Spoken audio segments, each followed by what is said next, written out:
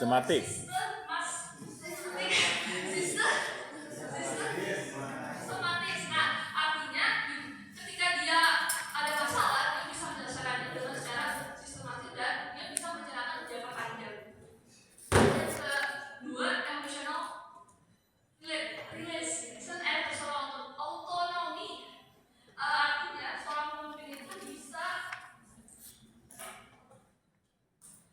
menjaga ketahanan emosional. Artinya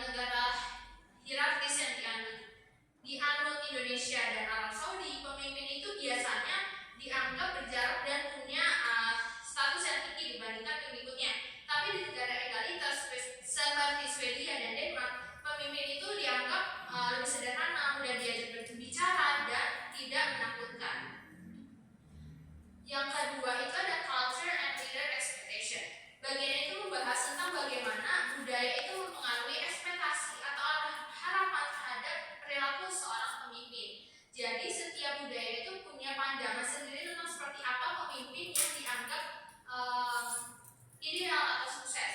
Nah, ekspektasi itu bisa datang dari banyak arah, mulai dari masyarakat umum, situasi lokal, bawahan, rekan kerja, sampai pemimpin itu sendiri. Artinya apa yang dianggap pemimpin hebat di suatu negara itu belum tentu cocok di negara lain. Contohnya begini, orang Prancis itu kan biasanya mengharapkan pemimpin yang berpendidikan, berbudaya, dan terampil dalam matematika serta seni. Sementara orang Belanda itu mempunyai pandangan berbeda. Mereka tuh tidak terlalu percaya pada hierarki atau jabatan. Mereka tuh lebih menekankan kesetaraan antara pemimpin dengan bawahan. Sementara kalau di Asia Timur, di Tiongkok misalnya, pemimpin yang ideal itu pemimpin yang bisa membangun hubungan pribadi yang baik, berperilaku sopan, bermartabat, tapi juga empati dan peduli dengan kepentingan bawahannya. Di Malaysia, pemimpin yang dihargai, pemimpin itu yang dihargai adalah yang rendah hati, sopan, dan menjaga wibawa.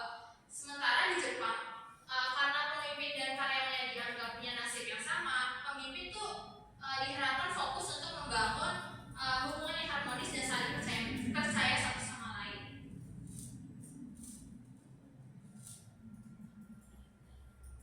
Selanjutnya di sini ada blog leadership study. Di bagian itu menjelaskan lebih dalam lewat penelitian besar yang bernama Project Globe.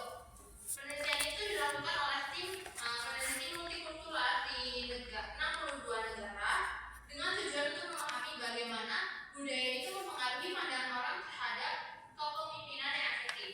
Nah, dari penelitian ini mereka menemukan ada 9 dimensi budaya utama yang membentuk perilaku dan ekspektasi terhadap pemimpin yang sudah dijelaskan pada materi kemarin.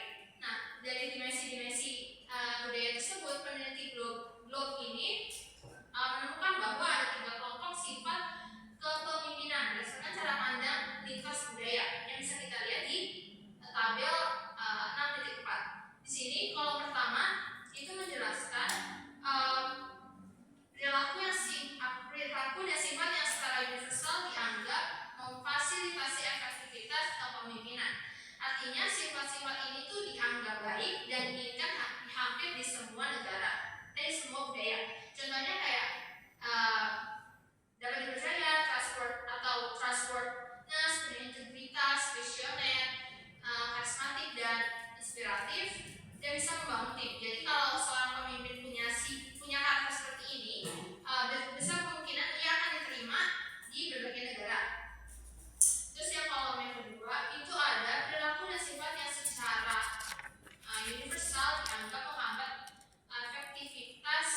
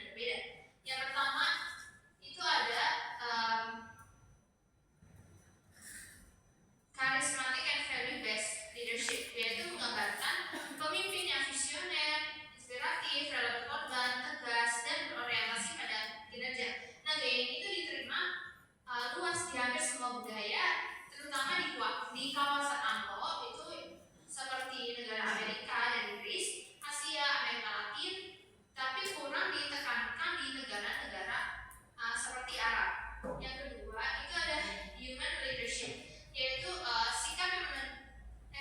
menonjolkan sikap rendah hati, toleransi, peka terhadap orang lain dan peduli terhadap kemanusiaan. Tapi tipe ini tuh banyak dihargai di budaya Anglo, Asia, Afrika Sub-Sahara, di mana nilai empati dan kepedulian sosial itu dianggap penting bagi efektivitas pemimpin. Kemudian ada participative leadership, yaitu menggambarkan pemimpin yang mau terbuka, mau mendengarkan, tidak otoriter dan fleksibel dalam pengambilan keputusan. Namun penerimaan terhadap gaya ini tuh sangat bervariasi antar wilayah. Gaya ini tuh kurang disukai di budaya Arab, Amerika Latin yang lebih hierarkis. Selanjutnya ada self-protective leadership, yaitu gaya kepemimpinan yang berfokus pada diri sendiri, menjaga status dan berhati-hati agar tidak kehilangan citranya. Terus menunjukkan variasi penerimaan yang luas di semua wilayah karena tergantung pada seberapa tinggi budaya tersebut menghargai hierarki dan kehormatan sosial. Yang terakhir itu ada team oriented leadership, yaitu menggambarkan pemimpin yang kolaboratif, mengintegrasikan tim dan diplomatis. Gaya ini tuh dihargai di hampir semua budaya, terutama di kawasan Anglo, Asia, Amerika Latin, meskipun kurang menonjol di kawasan Arab.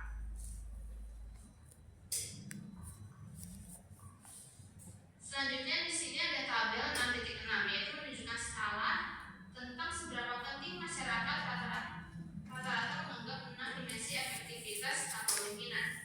Berdasarkan gambar tersebut menunjukkan bahwa skala berkisar dari 1 hingga 7, tergantung pada seberapa masyarakat rata-rata menganggap 6 dimensi efektivitas kepemimpinan. Skala di bawah 1 itu menunjukkan bahwa kepemimpinan itu sangat tidak penting, dan di skala di atas 7 menganggap kepemimpinan itu sangat penting. Nah, dua hal yang perlu diperhatikan dalam hal ini yang pertama adalah skor rata-rata dengan variasi yang cukup besar. Kedua, lebih bermanfaat melihat angka-angka ini itu sebagai perbedaan yang relatif daripada perbedaan numerik. Dengan kata lain, tabel 6.6 itu menegaskan bahwa kepemimpinan yang dianggap efektif di satu negara itu belum tentu dianggap sama di negara lain. Dan nilai rata-rata pada setiap dimensi itu mencerminkan bagaimana budaya itu membentuk persepsi masyarakat terhadap kepemimpinan. Misalnya negara yang menilai tinggi kepemimpinan karismatik cenderung hargai pemimpin yang visioner dan inspiratif, sedangkan negara-negara yang memberi nilai tinggi pada kepemimpinan partisipatif lebih menyukai pemimpin yang lebih terbuka dan mau melibatkan bawahan dalam pengambilan keputusan.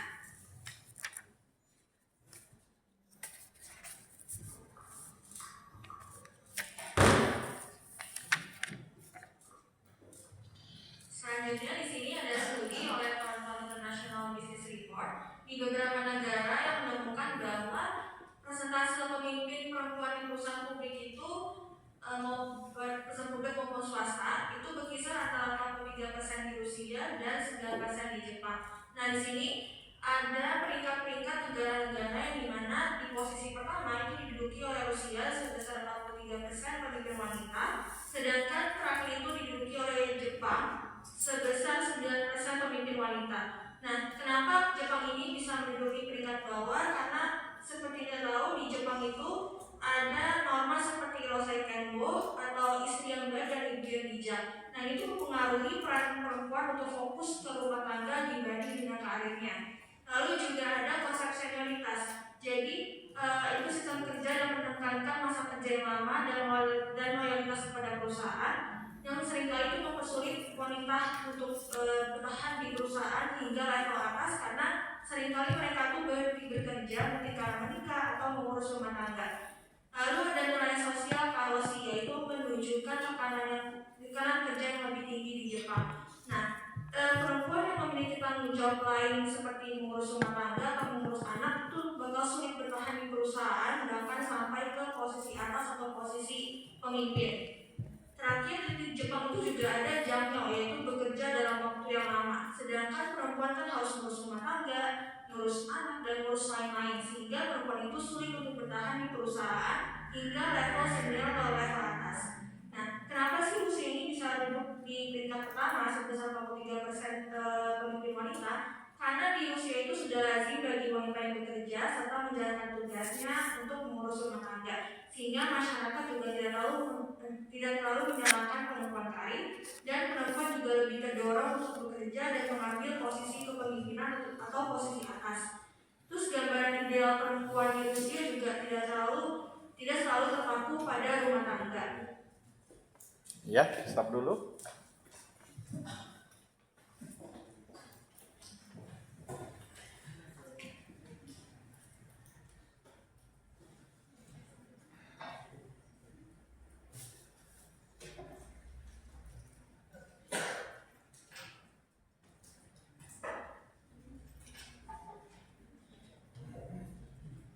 Nah, tadi sudah disampaikan oleh kelompok mengenai leadership dalam perusahaan multinasional. Kalau kita bicara mengenai leadership dalam perusahaan multinasional, berarti kepemimpinan memiliki nilai peranan yang penting dalam mengelola perusahaan. Dia bertanggung jawab dalam mencapai tujuan, dalam mencapai sasaran. Bagaimana mewujudkan impian dari perusahaan terhadap masa depan perusahaan dalam pencapaian visi dan misi, serta memperluas dan mengembangkan nilai perusahaan multinasional. Oleh sebab itu, kepemimpinan ini memiliki nilai yang sangat penting bagi organisasi. Nah, dalam kepemimpinan, maka kepemimpinan dalam perusahaan multinasional menghadapi tingkat kompleksitas yang tinggi. Nah, maksudnya bagaimana, Pak? Maksudnya di sini adalah untuk mencapai keberhasilan, kesuksesan, pencapaian nilai efektif dalam kepemimpinan pada perusahaan multinasional ini dipengaruhi oleh berbagai faktor. Seperti dalam memimpin, dia harus memperhatikan nilai stakeholder. Yaitu apa? Para pemangku yang berkepentingan dalam perusahaan multinasional. Seperti para pemangkunya siapa? Konsumen, government, pemerintah, manajer, karyawan, non-government organization, dan lain sebagainya. Selain itu juga dipengaruhi oleh lingkungan budaya atau culture. Nah, bagaimana lingkungan budaya yang membentuk perusahaan multinasional terhadap keyakinan, belief, terhadap nilai, hal yang beragam, lalu mindset, pola pemikiran, lalu bagaimana norma dan etika, dan lain sebagainya.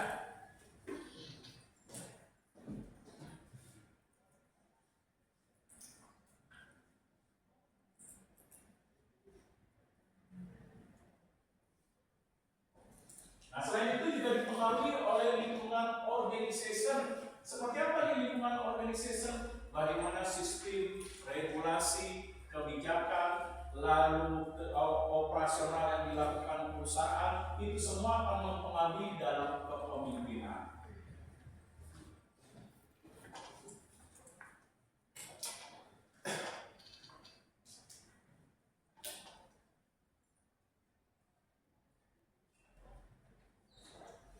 Nah, selain itu juga dipengaruhi oleh lingkungan global. Bagaimana lingkungan global yang mempengaruhi terhadap perusahaan dalam kepemimpinan perusahaan multinasional, seperti bagaimana perubahan teknologi, nilai persaingan, isu politik, regulasi yang berlaku dalam suatu pemerintahan, dan lain sebagainya. Nah, ini semua tentu akan mempengaruhi dalam kepemimpinan. Nah, kepemimpinan dalam perusahaan multinasional ini juga dibentuk oleh berbagai dimensi. Apa ini dimensi? Berarti unsur-unsur yang membentuk nilai kepemimpinan, bagaimana pemimpin menjalankan fungsi, peran, tugas, tanggung jawab sebagai pemimpin. Nah, dimulai dari apa dimensi kepemimpinan? Dimulai dari nilai strategik. Nah, coba Bilko, apa itu nilai strategik dalam kepemimpinan lo?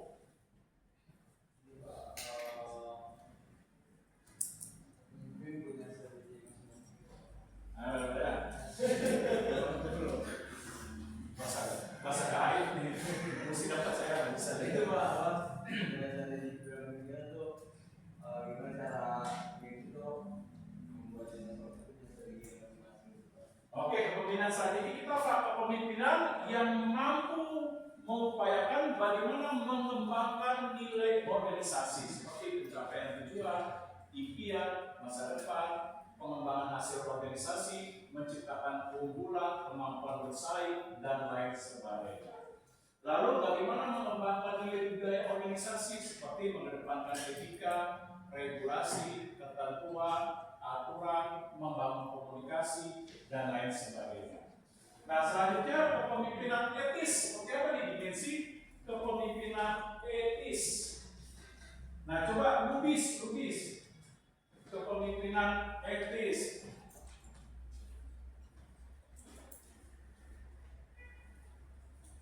Kepemimpinan etis. Dari kata kepemimpinan yang mengedepankan nilai faktor etika, norma, moral yang diterapkan di dalam kepemimpinan seperti dalam mengambil keputusan, menjalankan tanggung jawab, menjalankan kewenangan, dan lain sebagainya. Nah, seperti apa tuh? Kepemimpinan etis. Nah, coba lubis kepemimpinan etis.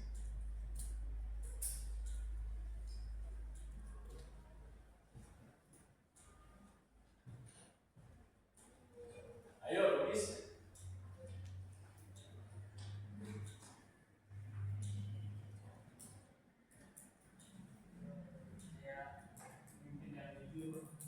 Jadi kepemimpinan etis itu apa? Menjalankan nilai kepemimpinan berdasarkan nilai prinsip-prinsip moral seperti menjalankan integritas di dalam kepemimpinannya seperti tanggung jawab, kebenaran, keadilan, kejujuran, keterbukaan, melaksanakan etika bisnis dalam bentuk tanggung jawab sosial, dan lain sebagainya.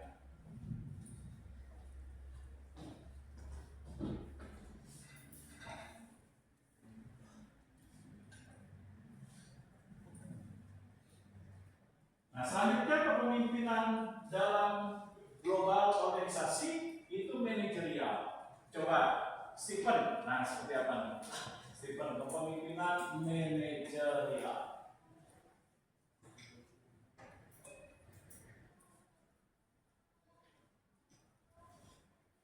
Nah, coba pendapat Stephen, gimana Stephen? Stephen, gimana ya? Coba pendapat Stephen.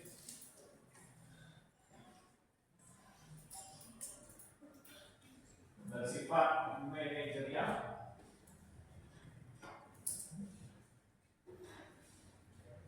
Nah, bersifat manajerial ini apa? Kepemimpinan yang mampu menjalankan fungsi-fungsi dalam kepemimpinan berupa penerapan nilai-nilai manajemen. Seperti seorang pemimpin harus mampu mengendalikan organisasi. Dia harus mampu untuk melihat, memastikan organisasi berjalan dengan baik sesuai dengan tujuan dan sasaran. Lalu fungsi manajerial dia harus berfungsi sebagai evaluasi. Artinya apa? Mampu mengevaluasi keberhasilan organisasi dalam pencapaian tujuan, sasaran, misi, visi, dan bisa mengambil keputusan yang tepat untuk meningkatkan nilai organisasi. Lalu apa lagi? Fungsi manajerial melakukan planning. Apa nih planning? Planning menentukan arah kebijakan, lalu merumuskan strategi, menetapkan regulasi, sistem, dan lain sebagainya. Nah, selain itu ada fungsi manajerial yaitu berupa performance. Apa ini performance? Coba nih, performance. Nah, coba nih, wajah baru stop lama berarti. Apa nih? Performance. Ya iya, gimana performa? Iya dong, dalam kepemimpinan. Nggak mungkin saya tanya, dalam majelis taklim gimana? Belajarannya bukan belajar agama, belajar manajemen global kita.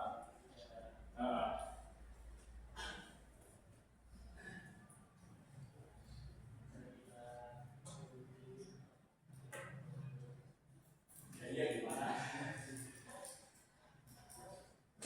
Coba seperti apa? Performance berarti apa? Kepemimpinan. Ya.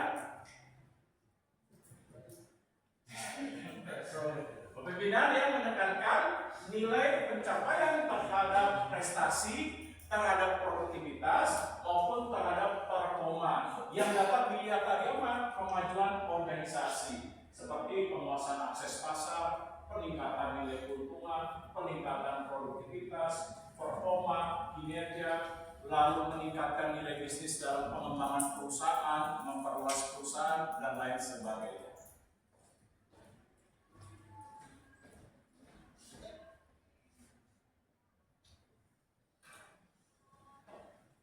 Nah, selanjutnya dalam Teams. Coba Gopal. Dalam Teams, seperti apa nih Gopal? Dimensi kepemimpinan dalam perusahaan global perlu melihat Teams. Seperti apa nih Teams? Membuat seseorang untuk melakukan motivasi dan mengkoordinasikan anggota timnya agar bekerja sama secara efektif. Oke, berarti kepemimpinan yang mampu untuk menjalin hubungan komunikasi yang baik seperti pembagian tugas, kewenangan, tanggung jawab, menciptakan kekompakan, kerjasama dalam tim, di dalam divisi, unit kerja, kelompok, lalu bagaimana mendorong penciptaan koordinasi yang baik, memberikan arahan, petunjuk, masukan, dan lain sebagainya.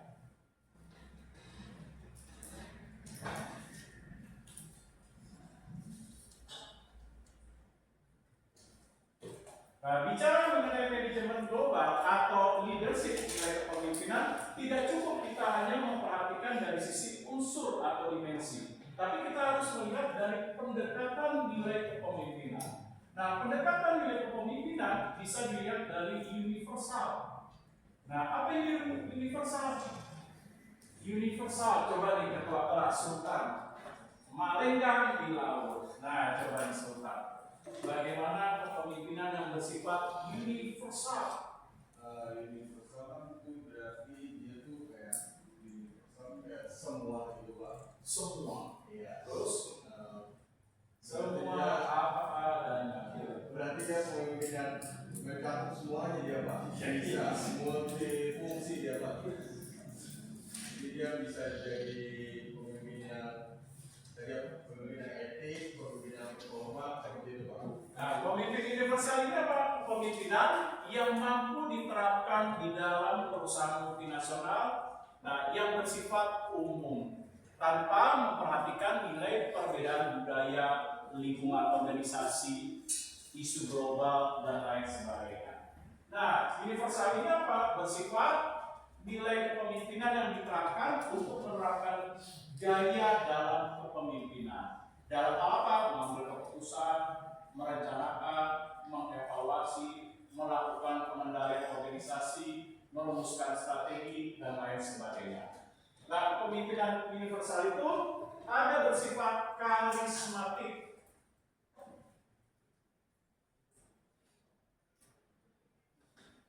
Nah, coba Jenny karismatik seperti apa nih Jen? Karismatik. Jadi dia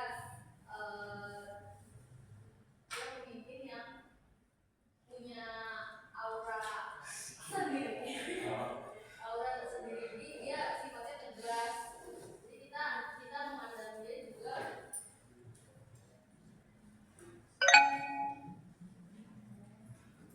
terus kayaknya kita memandang dia juga sebagai pemimpin yang ditegaskan. Oke. Nah, karismatik itu apa? Kepemimpinan yang memiliki betul daya tarik tersendiri sehingga bisa menginspirasi para pekerja maupun para manajer dalam hal apa? Dalam mencapai visi, misi, memotivasi pekerja supaya giat, rajin, tekun, produktif, loyal, setia terhadap organisasi, mendorong dedikasi. Nah, kepemimpinan karismatik itu bisa dibangun dari apa? Kemampuan berkomunikasi. Nah, lalu kemampuan dalam memunculkan ide-ide yang kreatif seperti Bill Gates, Steve Jobs. Lalu kepemimpinan yang mampu mewujudkan impiannya visioner. Nah, seperti misalnya pendiri Walt Disney dan lain sebagainya.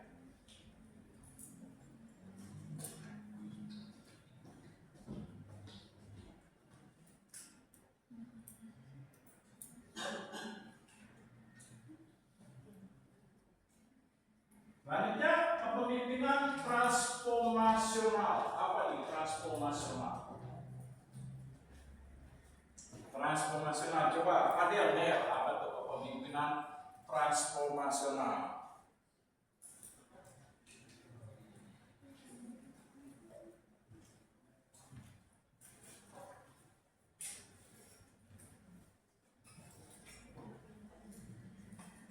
Dari kata transform, apa tuh transform?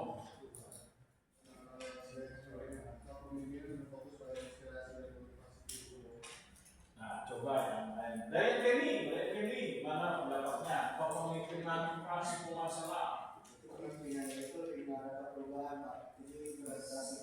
Oke, kepemimpinan yang mampu melakukan perubahan secara menyeluruh terhadap nilai kepemimpinan ketika diberikan kewenangan dan tanggung jawab. Seperti contohnya negara Jepang.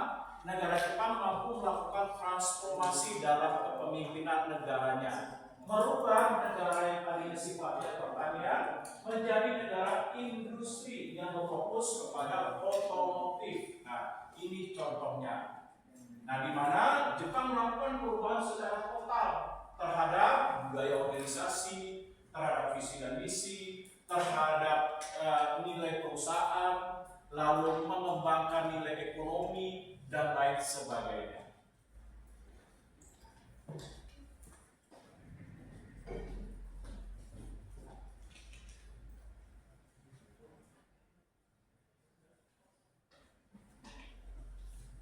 Lalu ada kepemimpinan koalisional. Seperti apa nih koalisional? Kepemimpinan koalisional. Nah, coba paling belakang, Mama Dede, apa tuh koalisional?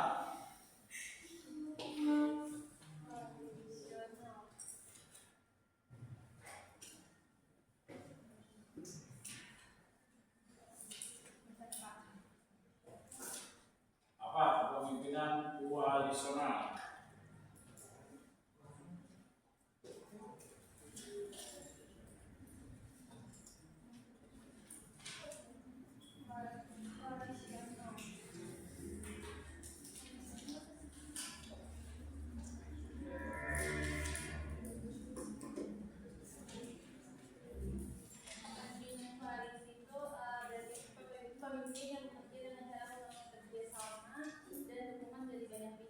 Oke, jadi kepemimpinan yang menerapkan nilai kewenangan kekuasaan yang dijalankan dengan merangkul berbagai kepentingan-kepentingan dalam organisasi. Untuk apa? Mencapai tujuan bersama. Nah, contohnya seperti apa? Contoh di negara kita nih, Pak Prabowo. Nah, merupakan contoh kepemimpinan koalisional. Yaitu apa? Menteri-menterinya diambil dari keseluruhan partai-partai yang mendukung. Nah, ini koalisi disebut.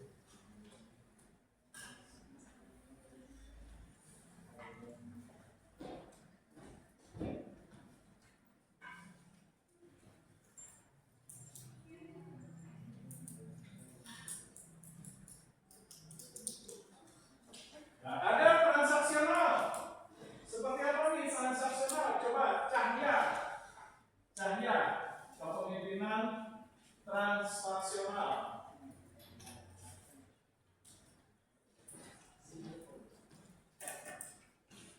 Jadi yang kita tuh lebih fokus pada sistem imbalan dan penutupan, Pak.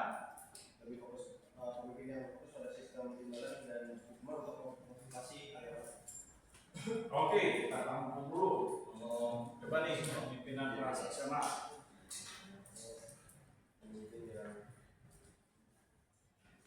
Nah, kalau lapar enggak?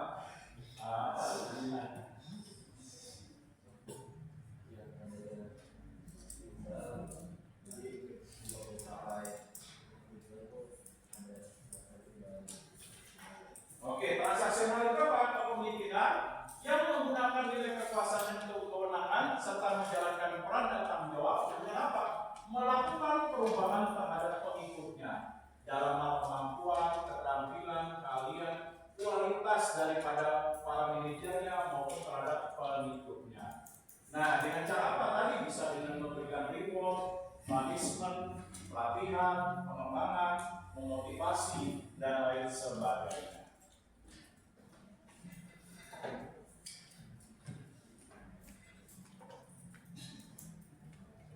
Nah, kepemimpinan universal bisa dilihat dari Ohio.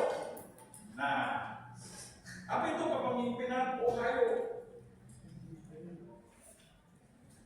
Menurut Sapa Davina, mana bisa kepemimpinan Ohio?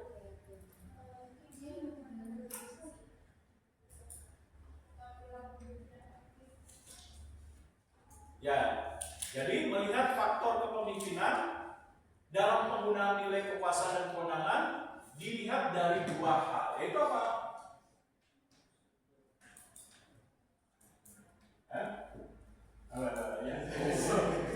Dilihat dari employee center dan job center. Employee berorientasi kepada pekerja. Bagaimana pekerja didorong supaya rajin, giat, tekun, produktif, berprestasi, lalu merasa betah dalam perusahaan, nah nyaman bekerja, loyalitasnya bagus, dedikasinya oke.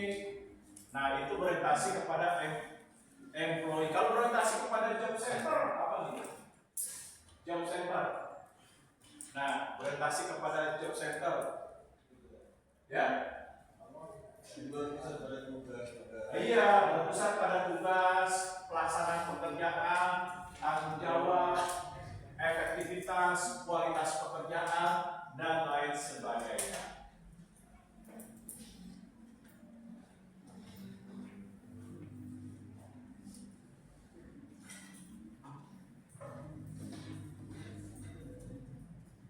Nah selanjutnya ada nilai pendekatan kepemimpinan universal yaitu IOA. Apa nih IOA?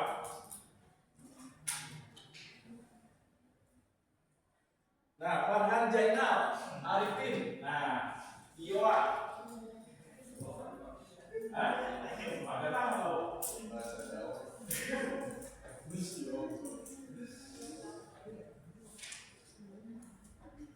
IOA.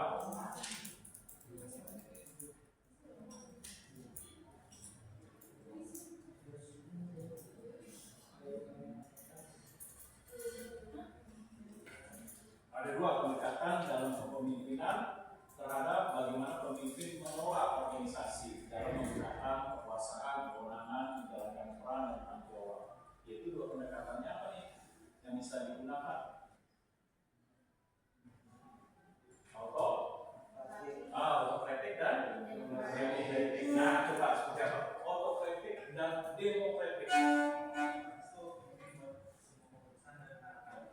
Oke, jadi mengharapkan kepatuhan, ketaatan, kesetiaan, di mana keseluruhan tanggung jawab keputusan bisnis maupun terhadap fungsi dalam menjalankan organisasi atau manajemen dalam kontrol dan evaluasi dipegang oleh pemimpin itu sendiri. Nah, pemimpin mendominasi dalam organisasi. Nah, itu autokratik. Oke, lanjutkan demokratik. Oke, jadi kalau demokratik, kepemimpinan dalam menjalankan kekuasaan, kewenangan dan tanggung jawab serta peran, dia melibatkan karyawannya meminta pendapat, masukan, saran, lalu bisa melakukan konsensus, voting, dan lain sebagainya.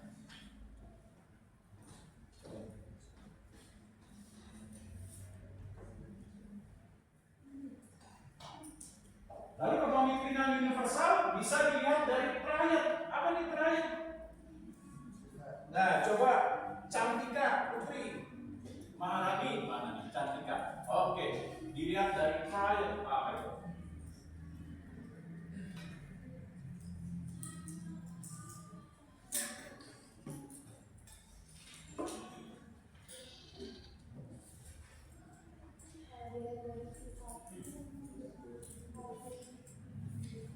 Bisa dilihat dari sifat karakteristiknya seperti apa? Punya kepercayaan diri, self confidence yang baik. Lalu apalagi seorang pemimpin memiliki independensi, kebebasan, nggak boleh ditekan, dipengaruhi oleh orang lain. Dia memiliki kebebasan dalam mengambil keputusan, perencanaan, menjalankan fungsi manajemen dan lain sebagainya. Lalu apalagi memiliki honesty. Nah, itu apa honesty? Kejujuran dan tanggung jawab dalam menjalankan organisasi. Lalu memiliki integritas. integritas. Apa ini integritas? Menjalankan nilai kepemimpinan berdasarkan tanggung jawab dan prinsip-prinsip moral. Nah, lalu lagi memiliki drive. Apa nih drive? Keinginan yang kuat berupa memimpin organisasi dalam pencapaian tujuan bersama. Nah, ini dia.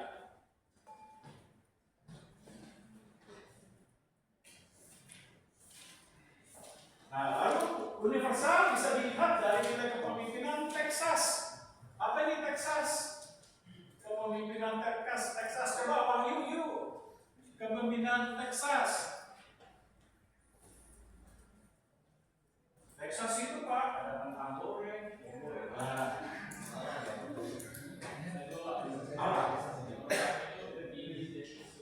Oke, inisiatif dan structure. Kalau inisiatif ini apa? Orientasi kepada pekerja, bagaimana membuat pekerja nyaman, lingkungan yang baik, fasilitas, iklim organisasi yang baik, sehingga bekerja merasa nyaman dalam organisasi. Nah, dan mendorong pengikut dan manajernya apa? Setia, loyal, komitmen, memiliki dedikasi, dan memperhatikan nilai kesejahteraan. Nah, kalau structure, apa nih structure? Structure. Nah, coba nih structure. Apa nih structure? Kepemimpinan structure. Benar. Berdasarkan Texas University penelitian secara universal, ada dua pendekatan dari inisiatif dan structure.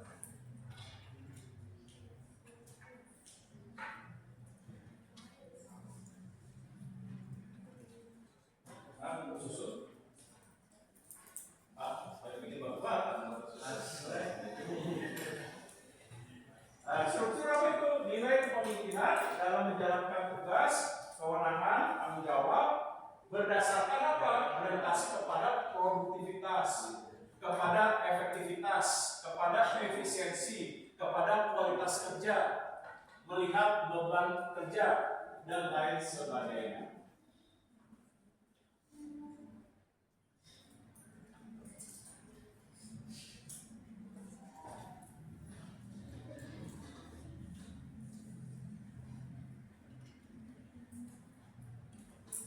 Nah, selanjutnya berdasarkan PET goal. Apa nih PET goal?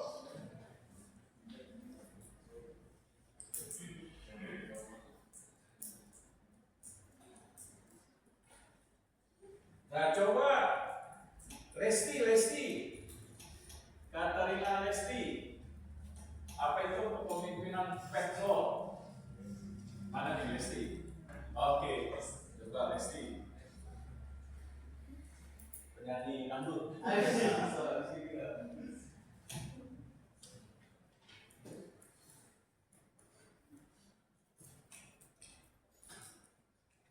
Pemimpin yang dapat membantu meningkatkan status tujuan. Betul ya, kepemimpinan yang berorientasi kepada pencapaian nilai-nilai tujuan organisasi.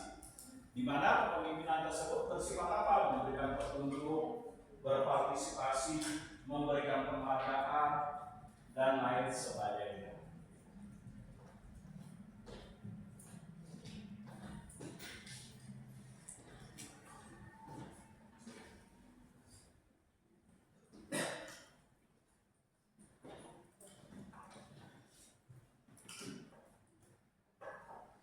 Lalu bersifat role. Nah, universal bersifat role. Nah, coba menurut Cantika, ada Cantika. Oke. Cantika sudah. Ini dah, Anissa. Anissa mana? Oke ya. Penyanyi dangdut juga nih saudaranya Anissa Bakal. Nah, coba Anissa.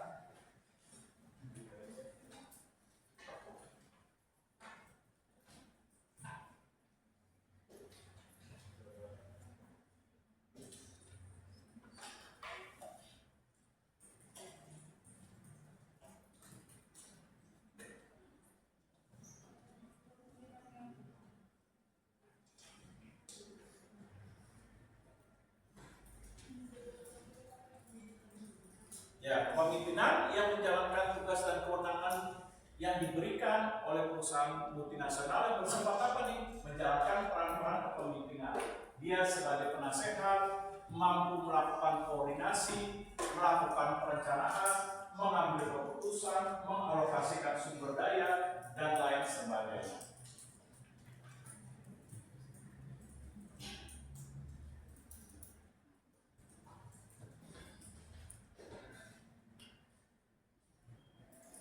Nah, lalu coba LMX, Leader Member Exchange. Nah, Monica mana nih Monica? Monica mana Monica? Monica Laurencia. Oh, nggak ada. Cika Aurela. Oke, coba Cika. Ini Cika terkenal juga nih. Nah, dengan lagunya apa? Sakitnya tuh di sini. Cita-cita. Oh, cita-cita ya sama saya. Nah, coba. Oke. Leader Member Exchange yaitu bagaimana nilai kepemimpinan dengan pendekatan universal dalam kewenangan tugas dan tanggung jawab peran yang diberikan dalam memimpin organisasi, baik di dalam grupnya maupun di luar grupnya.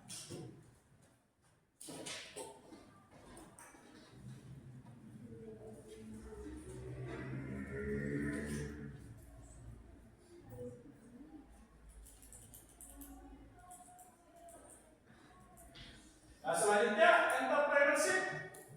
Seperti apa nih entrepreneurship? Coba Ryan, Muhammad Ryan, ada Muhammad Ryan? Oh, tidak masuk. Tiara Cahya. Oke, coba pendapat Tiara Cahya.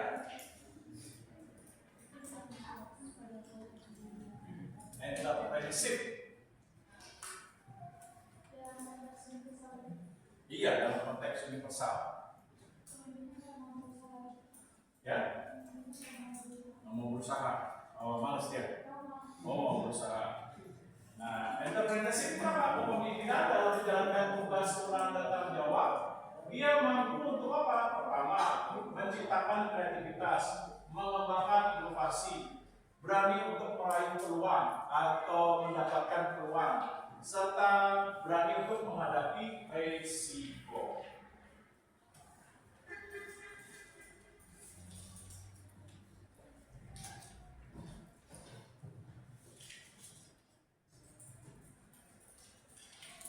Nah, terakhir dalam hal universal ada Pirum. Nah, Pirum jago. David, coba David. Mana David? David. Ya, Pirum jago, Pir.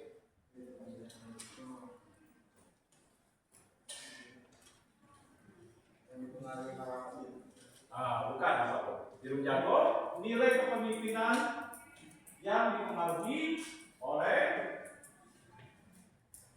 apa nih? Oleh penggunaan nilai budaya kepemimpinan yang berdasarkan bagaimana cara pengambilan keputusan. Apakah dia bersifat Pirum jago individual, nah berkonsultasi, berorientasi kepada kelompok, ataukah berorientasi kepada tim, nah atau berorientasi kepada keseluruhan nilai anggota organisasi dan para manajer.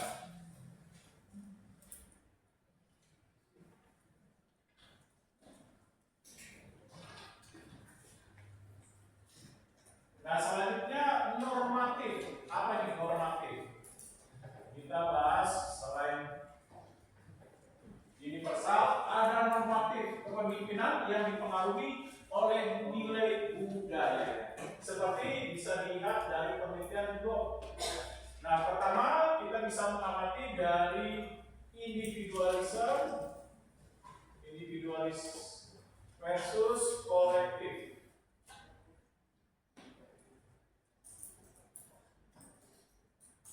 Nah, seperti apa nih kepemimpinan berdasarkan nilai budaya dilihat dari individualism dan kolektivisme. Nah, coba Muhammad Fadil udah. Amelia Rizky. Nah, coba ambil dari Rizky seperti apa? Individualism dengan kolektivisme.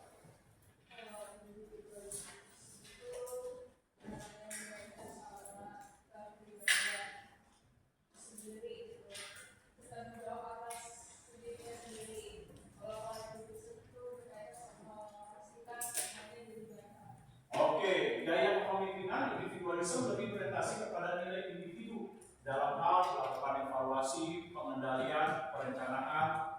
Lalu ketika menganalisis, mengambil keputusan, dia mendominasi dalam secara individu. Nah, kalau kolektif, yaitu gaya kepemimpinan lebih mengutamakan kerjasama, koordinasi, kekompakan tim, keharmonisan, dan lain sebagainya.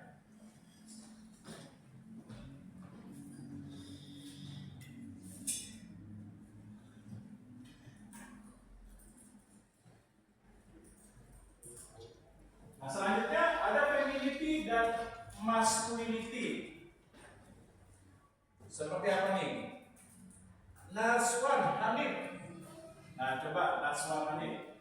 Femininity dan masculinity.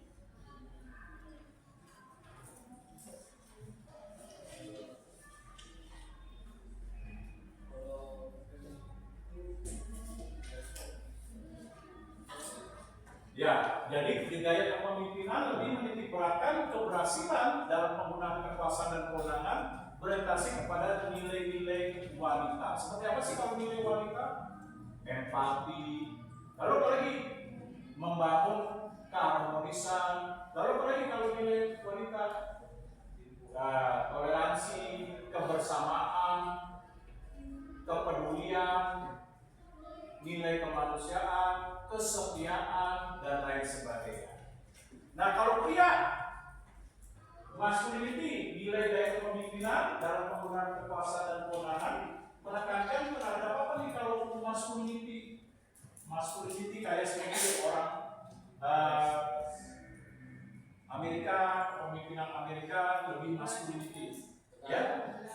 Oke, lebih tegas, lebih menunjukkan kekuasaan, kewenangan, kompetensi, persaingan, dan lain sebagainya.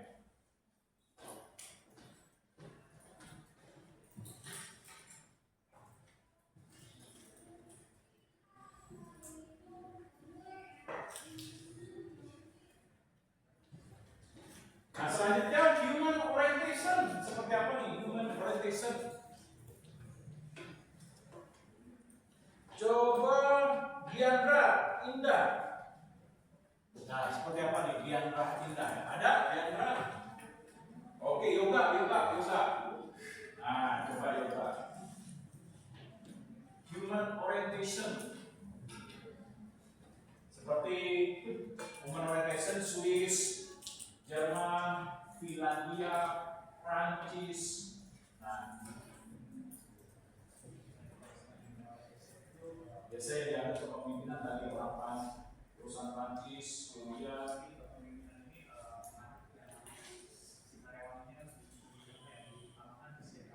Oke, jadi mengedepankan nilai egaliter, yaitu bahwa biarpun pemimpin memiliki kedudukan yang sama, sehingga bisa berdiskusi, menyampaikan pendapat, saran, kritik, lalu tidak ada perasaan takut terhadap kepemimpinan. Nah, bertemu pemimpin ya biasa saja, dan pemimpin dianggap hanya sebagai jabatan, bukan simbol kekuasaan tertinggi dalam organisasi.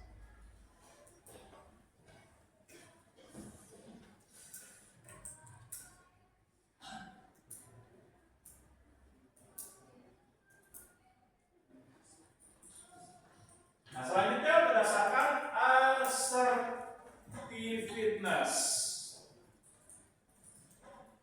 Menurut Dena, coba Cornelia, apa tuh?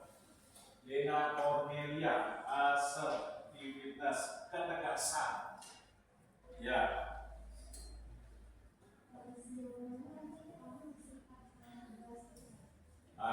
Artinya apa? Bagaimana seorang pemimpin dalam menggunakan nilai budaya seperti perusahaan Amerika mengedepankan apa nih dalam penggunaan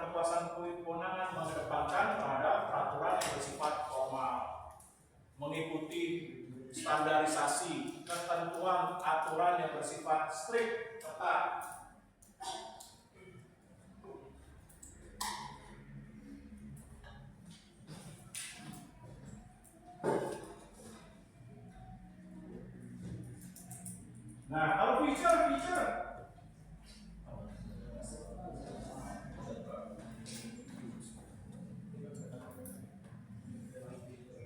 Nah, coba Dimas Ganang.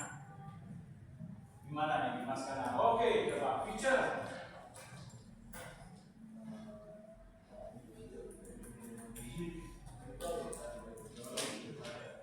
Hah? Oke, nilai gaya kepemimpinan seperti contohnya negara Eropa dan Amerika lebih mengedepankan bahwa pencapaian suatu nilai masa depan dipengaruhi oleh proses, keadaan, dan upaya yang perlu dicapai pada saat ini. Bagaimana prosesnya saat ini? Dari menjalankan tugas, kewenangan, tanggung jawab, strateginya, kebijakan, sistem, dan lain sebagainya.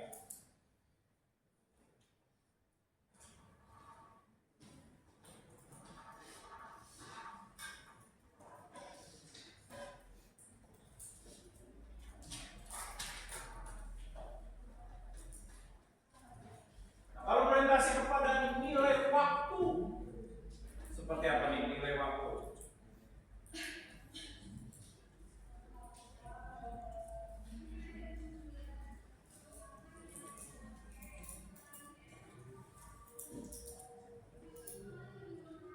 Nilai waktu coba tadi sampai Dimas. Nah, Muhammad Rifaldi Ilham coba. Pada Lutfia Aura. Oke, Lutfia coba.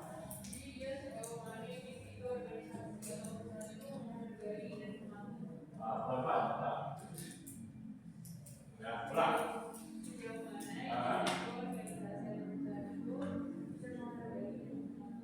Oke, bagaimana pemimpin dalam menggunakan kewenangan dan kekuasaan terhadap penggunaan nilai waktu? Kalau di perusahaan Barat, Eropa, Amerika, kecenderungan waktu itu apa? Sebagai nilai aset berharga. Waktu dipandang sebagai uang. Waktu tidak bisa kembali lagi.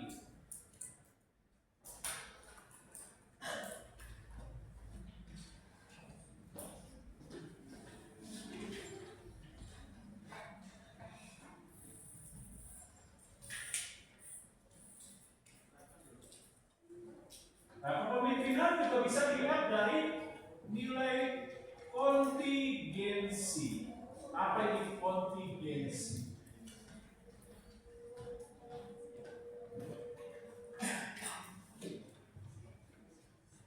Ananda, Nabila, coba Ananda mana nih? Ananda, ya. Dilihat dari kontingensi.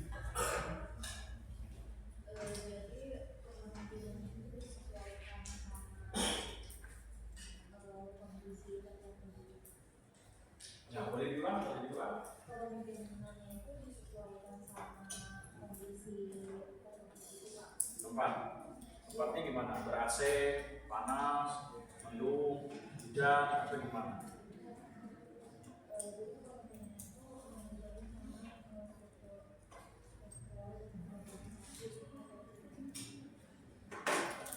Oke, kontingensi itu apa? Kepemimpinan yang mampu untuk beradaptasi, bersifat fleksibel terhadap situasi, keadaan, dan kondisi yang mempengaruhi kepemimpinan dalam memimpin perusahaan multinasional. Seperti apa?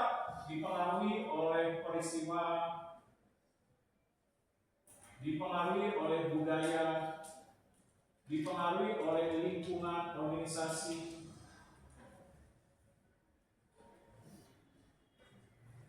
dipengaruhi oleh stakeholder, dan lain sebagainya.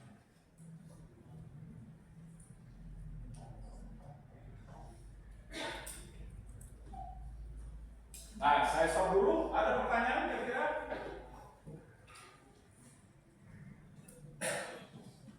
Nah, selanjutnya kita sudah bahas kontingensi, bagaimana kepemimpinan terhadap nilai perbedaan gender. Nah, seperti kepemimpinan wanita.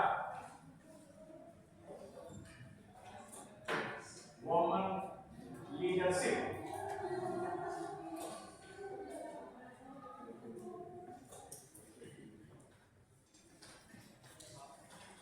Oh ya, sekarang tadi sudah Nabila, lanjutnya Wahyu. Nah, itu Wahyu. Kepemimpinan wanita, leadership.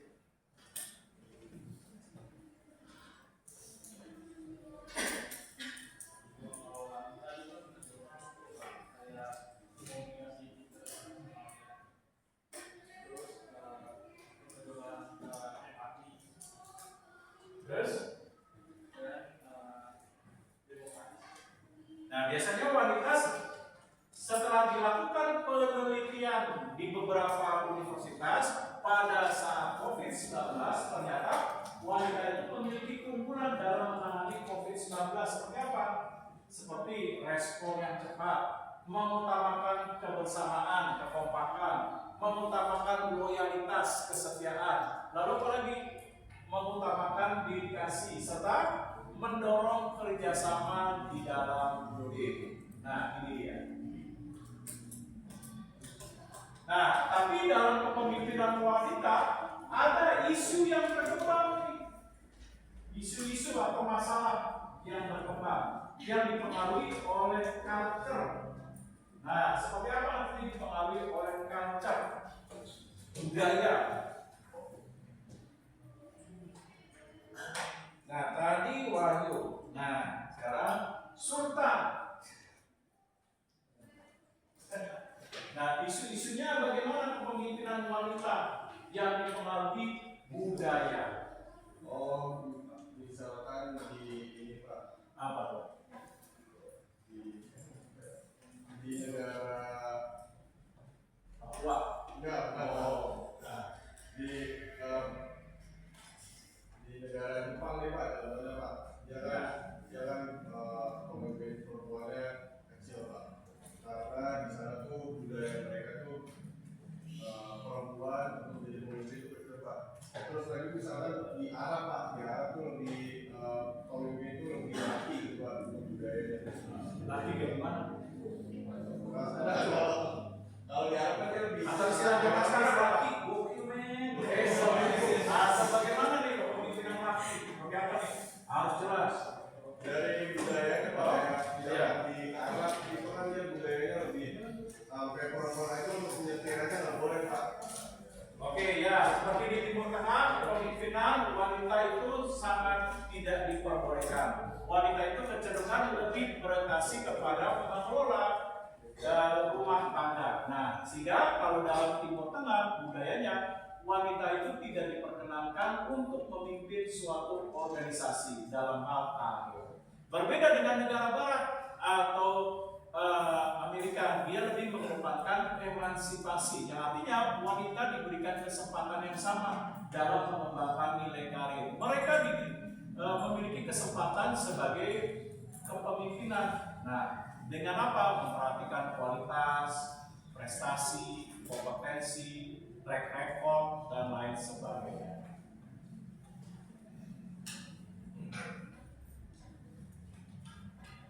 Nah, kalau di Jepang, bagaimana di Jepang? Coba, tadi sudah Sultan. Nah, Farhan, Jena Arifin. Arifin mana Arifin? Oke ya, Arifin. Penyanyi dangdut nih. Nah, aku terkenal daripada sakit hati mendingan sakit gigi. Nah, apa Arifin? Kalau kepemimpinan wanita di Jepang?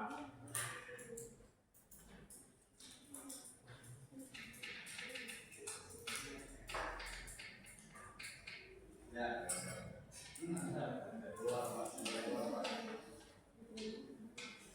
Apa tuh? Kepemimpinan wanita di Jepang itu tidak terlalu menonjol atau sangat sedikit diberikan kesempatan. Karena kenapa? Budaya Jepang menuntut bekerja panjang dengan budaya Sangyo, yaitu apa? Menuntut kerja lebih dari 8 jam. Nah, biasa orang bekerja itu kalau di Jepang bekerja 10 jam atau sampai jam 9, jam 10 malam, bahkan sampai jam 12 jam 12 malam, mereka menganggap itu sebagai sesuatu hal yang wajar. Nah, ketika wanita memimpin akan kesulitan karena apa? Jepang dituntut juga sebagai ibu rumah tangga. Nah, oleh sebab itu sulit di Jepang untuk bisa wanita dalam mengembangkan nilai karirnya sebagai pemimpin. Nah, lalu apa lagi?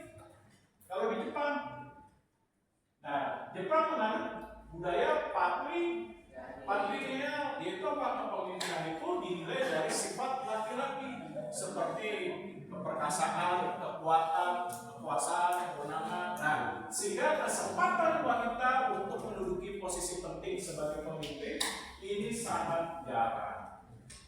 Nah, ini dia.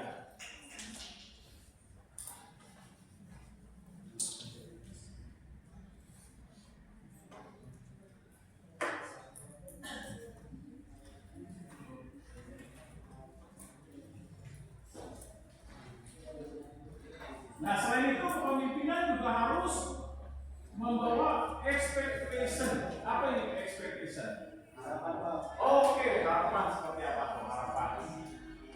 Nah, coba tadi siapa tuh? Oke, harapan. Brian. Kayak harapan para masyarakatnya pada mereka apakah mereka bisa bergambar dengan situ. Oke, membawa harapan, keinginan, pencapaian masa depan bersama. Nah, ini seorang pemimpin.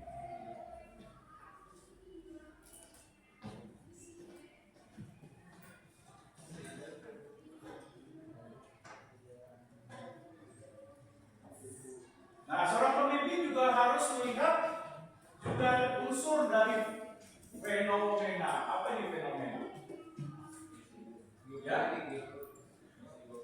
Ya, peristiwa, kejadian, keadaan, dan situasi. Seperti apa nih fenomena? Nah, menghadapi isu global, multikultural, diversity, keragaman, nah, perbedaan budaya, lalu apa lagi? Menghadapi lingkungan organisasi, nah, lingkungan bisnis, nah, dan lain sebagainya.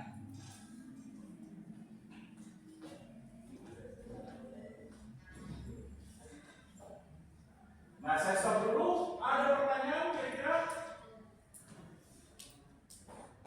Dalam leadership?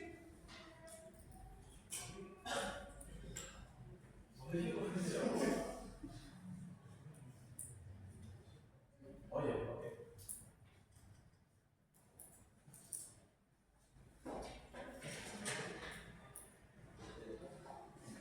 Nah, sebelum saya serahkan kelompok, dikit lagi, apa tantangannya? Challenge. Tantangan kepemimpinan dalam perusahaan multinasional.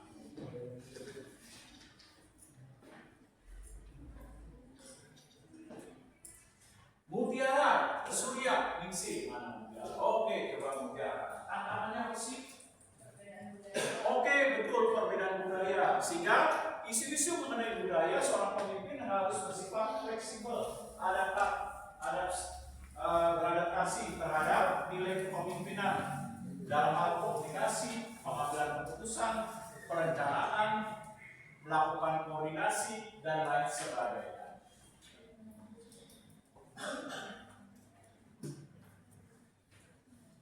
Nah, selanjutnya habis Monica bawahnya lagi. Monica mana? Monica. Oh, nggak masuk. Kemana Monica? Habis syuting. Bisa jadi, Pak. Oh. Selanjutnya Cika. Coba Cika. Penyanyi sakitnya tuh di sini. Coba Cika. Mana? Itu citra apa? Oh, itu.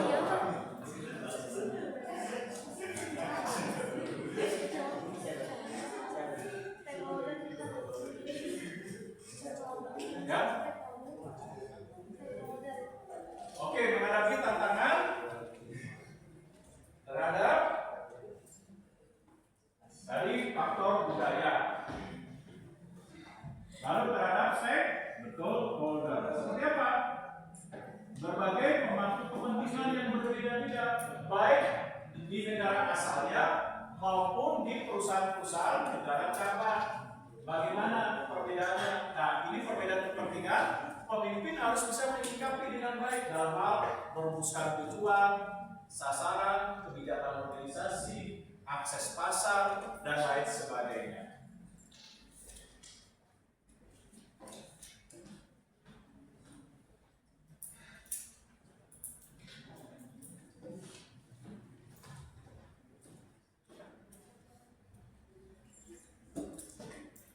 Nah, Anissa, coba Anissa, apa lagi? Ya, perbedaan nilai lingkungan organisasi seperti salah satunya tadi tentu disebutkan regulasi. Bagaimana nih regulasi yang berbeda? Misalnya perusahaan Honda di Jepang membuka cabang di Indonesia, pasti regulasinya berbeda terhadap lingkungan organisasi. Nah, bagaimana nilai kepemimpinan menyikapi hal tersebut dalam menetapkan tujuan, sasaran, kebijakan, sistem dalam perusahaan, dan lain sebagainya.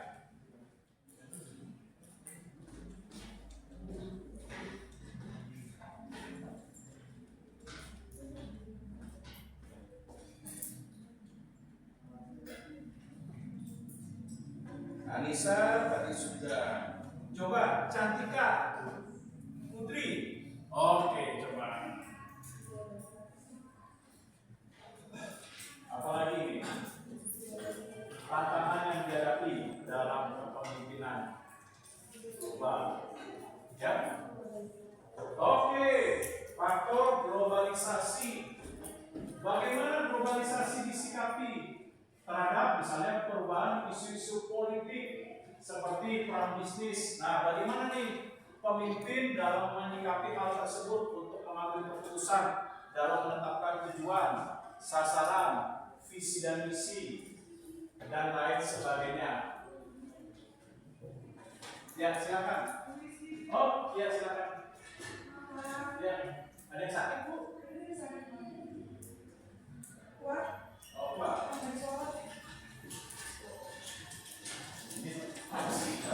Tolong dibantu. Ini dia, Bu. Nah, bisa.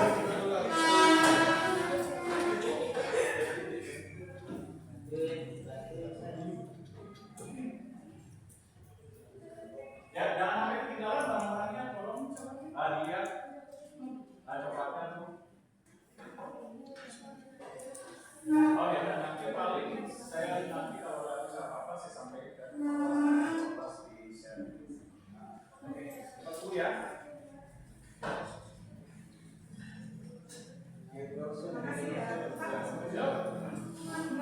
Oke, tolong. Steve. Ya, makasih. Ya, makasih Bu. Istirahat ya.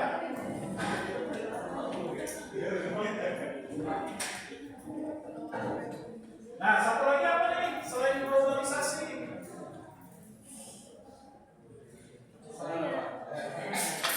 Coba Jenny, satu lagi. Jenny apa? Oke, betul sekali.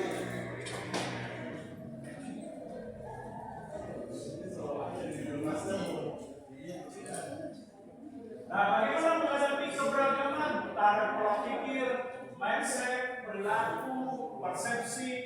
Nah, ini akan mempengaruhi terhadap nilai kepemimpinan organisasi, seperti menciptakan komunikasi yang efektif, menciptakan budaya organisasi, mendorong efisiensi, pencapaian tujuan, dan lain sebagainya. Nah, yang terakhir yang mau saya sampaikan, bagaimana perbedaan nilai kepemimpinan. Nah, pemimpinan yang bersifat barat, West, dengan Asia. Barat seperti Eropa, Amerika, Kanada, Swiss, Finlandia, Jerman, atau Prancis. Nah, bagaimana? Dengan misalnya Asia seperti Timur Tengah, China, Jepang, Indonesia. Nah, seperti apa nih?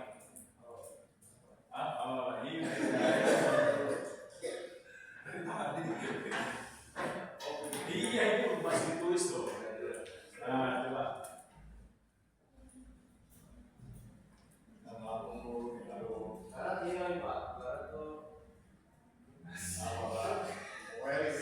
Timur Barat ini gimana di berminat ini Pak, kayaknya misalkan masih mau muda, bertua kayak gitu Oke, Barat lebih menekankan terhadap nilai objektif dalam pencapaian tujuan dan sasaran, melihat potensi, kemampuan, dan keahlian. Nah, keberhasilan bisnis semata-mata dari keahlian, kemampuan, dan pengalaman serta kerja keras. Kalau Asia gimana nih?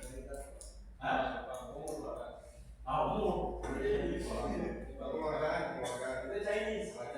Nah, kalau Jepang dalam hal keberhasilan, perusahaan Asia keberhasilan menilai apa? Bahwa keberhasilan tidak semata-mata dari kemampuan, keterampilan, daya, tapi apa? Melalui faktor-faktor yang bersifat unsur spiritual. Nah, spiritual seperti apa? Misalnya keberhasilan. Nah, harus ada ucapan syukurnya, seperti contohnya ucapan selamat, tumpangan. Nah, di Asia kecenderungannya seperti itu. Lalu apa lagi? Apalagi di Asia, seperti keberhasilan bisnis. Kalau di Jepang, kalau membangun gedung perusahaan cabang, jangan ada lantai 4. Lantai 4 itu diibaratkan simbol kematian. Nah, lalu apa lagi? Hal yang bersifat transendental mempengaruhi dalam menjalankan bisnis. Kalau orang Amerika itu tidak mempengaruhi. Mau lantai 4 mau tulis 13 tidak jadi pengaruh. Nah, lalu apa lagi? Nah, kalau di Cina angka 13 itu tidak diperbolehkan membawa kesialan. Nah, dalam bisnis ketika mendirikan perusahaan cabang ada lantai 13-nya itu tidak diperkenankan. Nah, ini ada 12A, 12B. Nah, lalu apa lagi ciri kepemimpinan perbedaan antara Asia dengan Eropa? Apa lagi? Ya.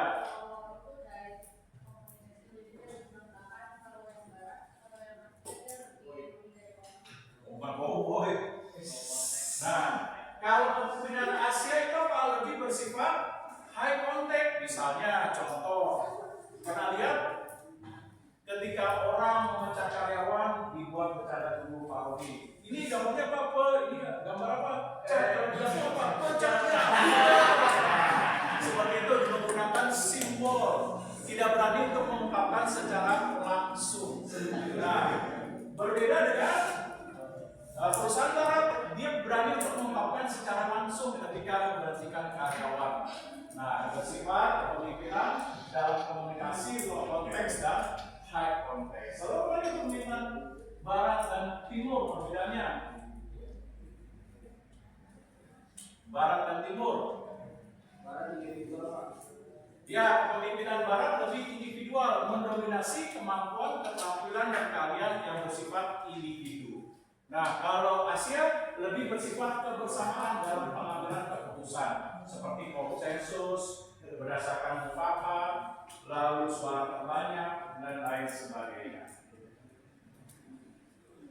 Nah, lalu apa lagi kepemimpinan Barat dan Timur atau Asia dan Eropa, negara Amerika, Prancis, Kanada, Swiss, Jerman, Finlandia, dan lain sebagainya.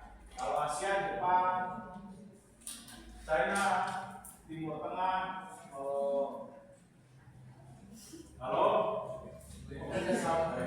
kerjasama orang betul betul udah, tadi ya, apa lagi? Halo, itu bertemunya Pak. Kalau Arab kan kayak lebih pakai batin ini. asal.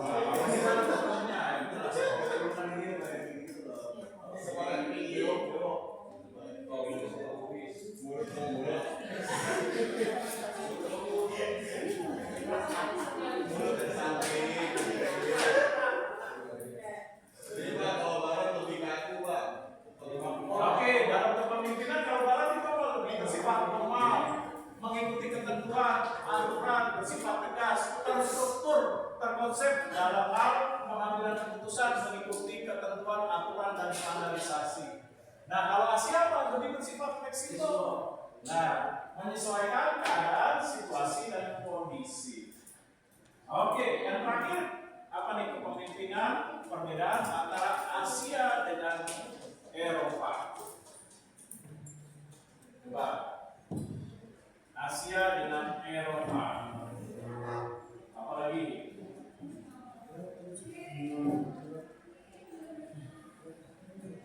Biasa Asia kita mengedepankan nilai keselarasan dan harmonis.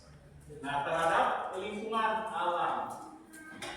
Nah, kalau Barat gimana? Kayak negara Eropa, di Amerika gimana? Kalau Barat, lebih mengedepankan pada keuntungan. Nah, pada profit, pada produktivitas kinerja. Dia kurang memperhatikan terhadap pelestarian lingkungan. Terakhir filosofinya gimana nih filosofi?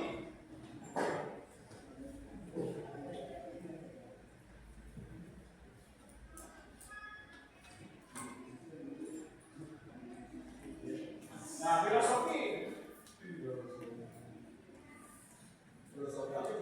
filosofi dalam kepemimpinan antara Timur Asia dengan Barat Eropa.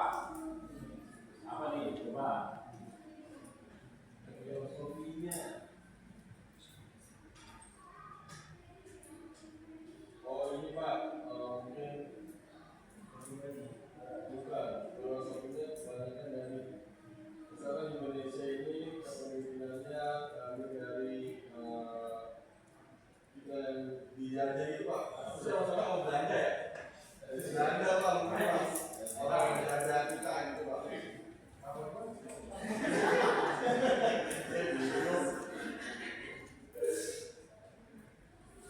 Nah, filosofinya apa? Kalau kecenderungan kepemimpinan negara Asia yang diberikan kewenangan tanggung jawab dalam memimpin perusahaan multinasional, kecenderungan berdasarkan dari nilai filosofi yang dianggap dari nilai budaya dalam menjalankan organisasi. Seperti apa? Kalau Jepang berdasarkan budaya Kaizen, Bushido, Kairatsu, lalu Senpu. Nah, kalau China bagaimana? Ya, berdasarkan family business.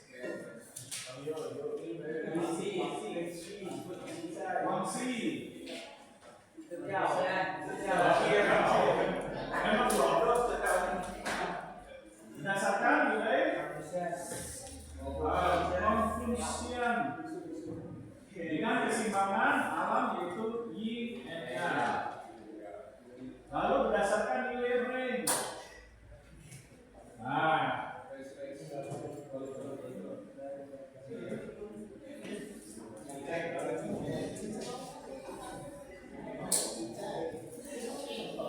lalu apa lagi betul berdasarkan prinsip Cheng Li, Cinta, apa sih itu tahun baru nih?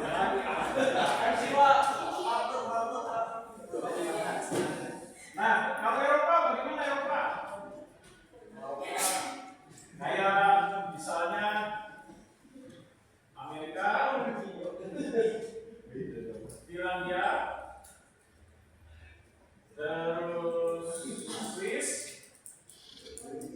nah, Germany, nah, bagaimana?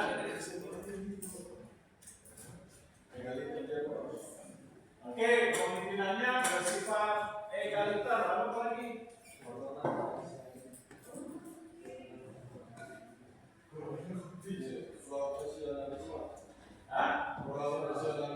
Oke, menekankan pada profesionalisme ya.